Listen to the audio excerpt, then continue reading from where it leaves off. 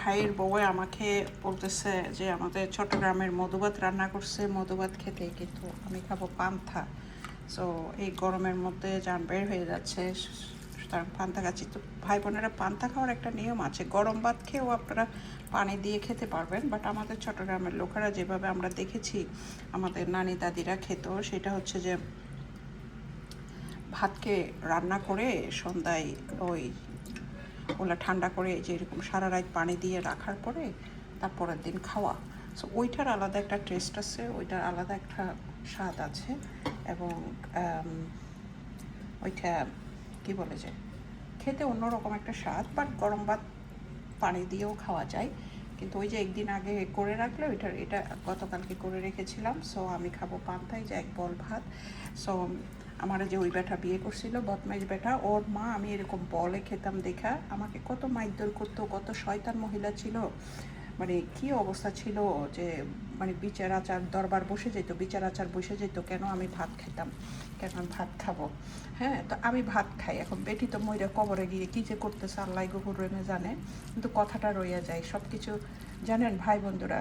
So এই জন্যই আসলে কি বলবো, মানুষকে ভালো ব্যবহার করতে হয়।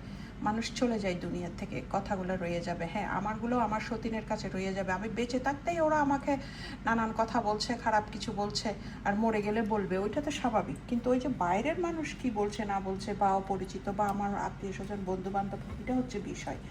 সো একটা মানুষকে আপনি টর্চার করবেন, তার সারা জীবনে এটা মনে থাকবে। সো এই মহিলা ছিল অনেক অনেক অত্যাচারী একটা মহিলা, চট্টগ্রামের শাশুড়ি বলে কথা, ঠিক আছে। সো আমি বলে ভাত খেতাম দেখা, এরকম পান্তা খেতাম দেখা, আমাকে না সব বউদেরকেই করতো, সব বউদেরকে করতো। মেজোটারে তো ধরে মারতো, বড়টারে মারতো, মানে বিছনায় ঘুরে ঘুরে মারতো। এই ঘর থেকে ওই ঘরে বেটি আহারে বেচারি দূরাদূরি করতো এরকম মায়ের থেকে বাঁচার জন্য, তবু মারতো। এরকম অনেক অত্যাচার, অনেক অত্যাচার। আমি তো ব্যস্ত, আসলে সময়ের অভাবে বলতে পারছি না, একদিন বলবো ইনশাল্লাহ। চিকেন ফ্রাই দিয়ে এটা মরিচ দিয়ে এখন ভাতটা খাবো।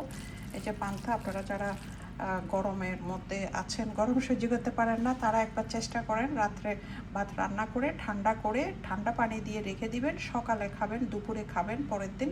ওইটা হচ্ছে অরিজিনালি চট্টগ্রামের লোকেরা খাওয়া। এখন তো অনেকে ফ্যাশন হয়ে গেছে, আমার সতীনের মতন আঙ্গুল ফুলে কলা গাছ হয়ে গেছে, ওরা তো ভাত রান্না করে ঠান্ডা পানি দিয়ে ঠান্ডা করে তারপর খায়।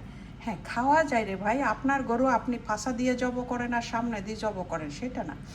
বাট যেটা ট্রেডিশনাল, যেটা একটা বিষয় আছে, সেটা হচ্ছে কথা। সো আমি এভাবে খাই, আপনাদের যাদের ইচ্ছে হয় আপনারা খেতে পারেন। মরিচ আমি এটা খাবো, আমি ওই যে পোড়া মরিচ বলে না, ওই পোড়া মরিচটা আজকে খাবো না, আজকে লাল লাল মরিচ খাবো ভাই বোনেরা।